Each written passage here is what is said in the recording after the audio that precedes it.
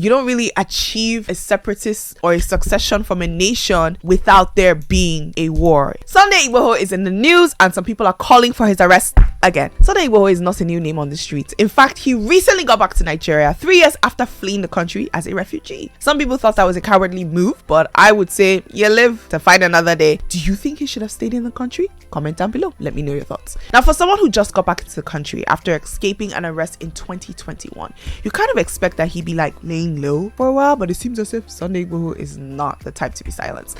And of course he's not. He's an activist. Duh. Now, being a Yoruba Nation activist, he addressed his supporters and loyalists. He gave them instructions to fight off the Fulani. Very serious words he gave them from invading their farms. He mentioned that the Yorubas should not wait for the government before taking matters into their hands. Okay, Mr. Igboho. This statement triggered the Mayati Allah Cattle Breeders Association of Nigeria, and it should rightfully trigger them. The national president of the cattle breeders, Baba Othman, is calling for Mr. Igboho's arrest and prosecution. Why? Because he's saying that those statements are treasonable statements. He's asking also that if Nnamdi Kanu was jailed, why can't Sunday Igboho be put behind bars? Right? 2 = 2 = 1, according to him. Now, Sunday Igboho, however, is saying that he's not trying to instigate a treason, but he's actually trying to actualize the Oduduwa nation legally. He says that he'll work hand in hand with the government to achieve this. I'm not sure how he plans on doing this. Maybe he knows something, because I don't know why the government will allow there to be an Oduduwa nation. Is that not the same thing as allowing there to be a Biafra nation? Someone needs to give me an explanation as to why the government would allow that. Maybe he knows something that we don't. Well, I think the real question is, will the Nigerian government actually allow for there to be an Oduduwa nation, and it will be done legally? Because whenever I think about and I hear all these nations, all I think about is to achieve any of this, there has to be some sort of violence and there has to be some sort of war. You don't really achieve a separatist or a succession from a nation without there being a war. It's just the way power works, right? There's always a power struggle and there's always a power tussle. Now, I understand the agitation of a lot of people who are in the southwest. Why? Because they feel like there's constant invasion of their farms, and it feels like these cattle, 500 plus, they're not small groups of cattle, right? When you're doing cattle herding, you're taking a lot of cattle, and these cattle are invading farms, they're ruining crops, they're eating crops. It feels like it is an invasion and it is a constant pushback against people's livelihood. So this is the reason why Mr. Igboho has said this, but you cannot instigate violence.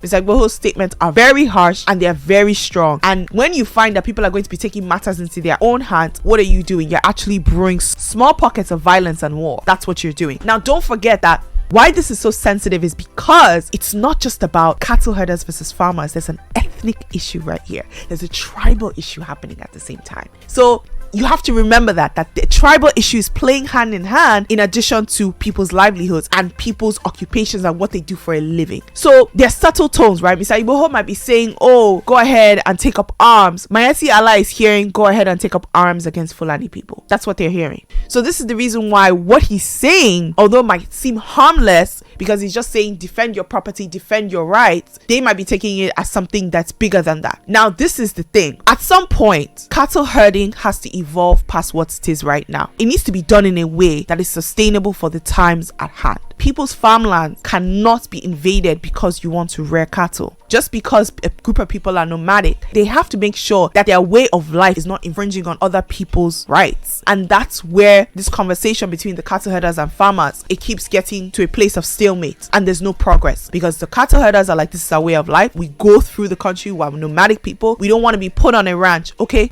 that's fine. You don't want to be put on a ranch, but you can't come into someone's property. You can't destroy their crops. You can't say because you're rearing cattle that you're going to go through someone's property. In the same vein, what it can be done for the cattle herders who use nomadic means and ways to rear their cattle to continue to be able to do that and feel like they have a right to be part of this country. So these are the conversations, and this is the reason why this conversation is so sensitive, because it's not a conversation about livelihoods. It's a conversation that has undertones of tribalism and undertones of where people come from and the conflicts that are always brewing between a lot of North and South Nigeria. Anyways, I want to hear your thoughts on this and what you think about what Sunday Igboho said. Is it a declaration? Should he have said that? Does he have a right to say that? And for what he said, should he be arrested? Comment down below and let me know your thoughts. Meanwhile, our former president, His Excellency Muhammad Buhari, thinks that our current president, his successor, President Tinubu, His Excellency, is doing a great job. Click on the next video to find out why.